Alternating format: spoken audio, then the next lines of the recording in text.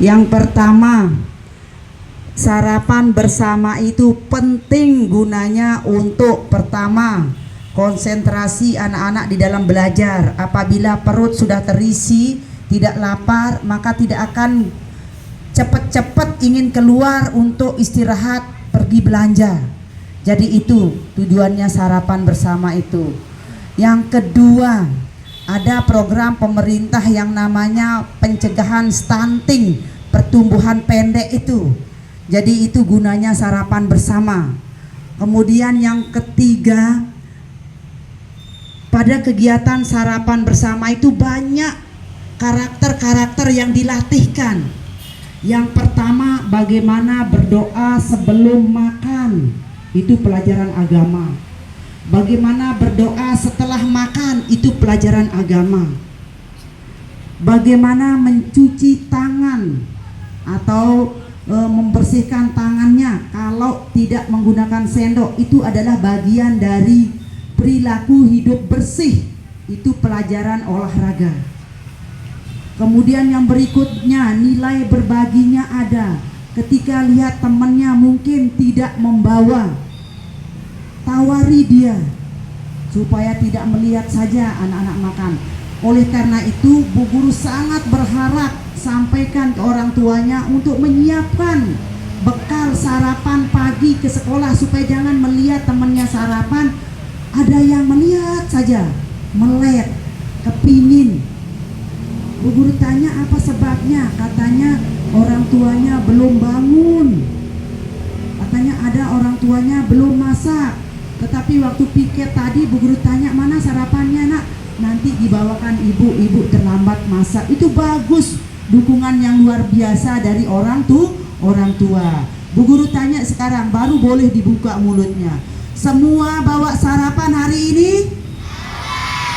Terima kasih. Jadi semua mendukung program sekolah. Kemudian yang berikutnya, tujuan sarapan bersama ini adalah supaya anak-anak membiasakan menjadikan sampah itu adalah tanggung jawabnya sendiri. Jadi ketika anak-anak membawa sarapan, dengan kotak nasi yang bisa diisi ulang, tidak pakai kertas nasi, tidak pakai styrofoam, itu jadi sampah insya Allah bisa kita tekan penumpukannya di sekolah. Bahkan tidak ada sampah di sekolah dari hasil belanja anak-anak, sisa belanjanya, bungkusnya. Kemudian air minum, pastikan air minum anak-anak menggunakan botol yang bisa diisi ulang, bukan gelas mineral, bukan botol air mineral. Jadi pastikan gelas air minum anak-anak itu berisi 2 gelas air, karena anak-anak akan minum paling tidak 2 gelas air selama berada di sekolah. Paham? Sudah dicek air minumnya kira-kira bisa isi 2 gelas botolnya?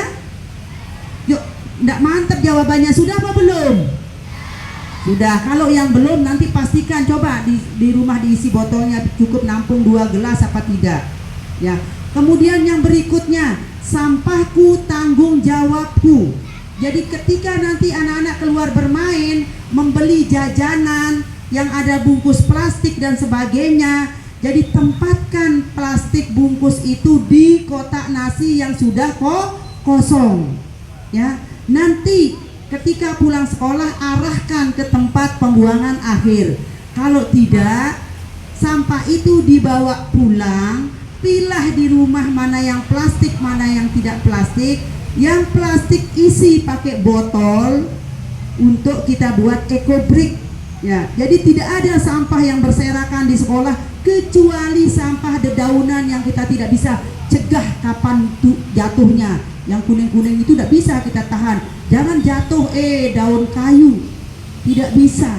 Ya, itu kehendak Allah. Jadi kalau sudah kehendak Allah itu tidak bisa ditahan, tidak bisa dilarang, tidak bisa kita hentikan. Ya, jadi kalau daun-daunan itu tidak bisa kita larang dia untuk jatuh. Ya, jadi kalau plastik sisa atau bungkus jajanan anak-anak tempatkan di kotak nasi yang sudah kosong. Paham? Iya, kita berharap tidak ada sampah yang berserakan. Itu sebabnya sekolah kita tidak menyiapkan tempat sampah di dalam kelas. Di dalam kelas biasanya digunakan untuk rautan pensil. Jangan lagi sampah dari rautan pensil itu dibuang sembarangan, karena di dalam kelas tidak ada tong sampah. Ada enggak tong sampah di dalam kelasnya? Ada apa tidak? Jawabannya ada apa tidak ada ini? Ada enggak tong sampah di dalam kelas? Tidak ada. Di luar kelas tidak ada apa ada? Tidak ada, karena kalau kita tempatkan tempat sampah di depan kelas, di dalam kelas kadang penuh membeludak, buang lagi bekas minuman di dalamnya sehingga kotor dan bau. Itu sebabnya sudah dari tahun 2019 itu, lihat 2019 itu spanduknya, kita zero waste, nol sampah. Ya, kita jadikan sekolah kita sekolah yang Indo, ya, hijau nol dedoro, ya. Jadi itu gunanya sarapan bersama. Sudah paham? Jadi yang merasa belum membawa sarapan hari ini, besok bilang sama orang tuanya, ya, supaya jangan menonton temannya sarapan di dalam kelas. Terima kasih untuk orang tua yang sudah mendukung kegiatan ini, dan terima kasih kepada anak-anak juga, ya. Terima kasih, ya, sudah mendukung program sarapan bareng. Hari Senin sampai Jumat kita sarapan di dalam kelas. Kemudian hari Sabtu sarapan bersama di halaman sekolah. Seperti orang Sasak yang begibung itu, ya. Ya, selanjutnya anak-anak lihat bendera. Jangan lupa sarapan.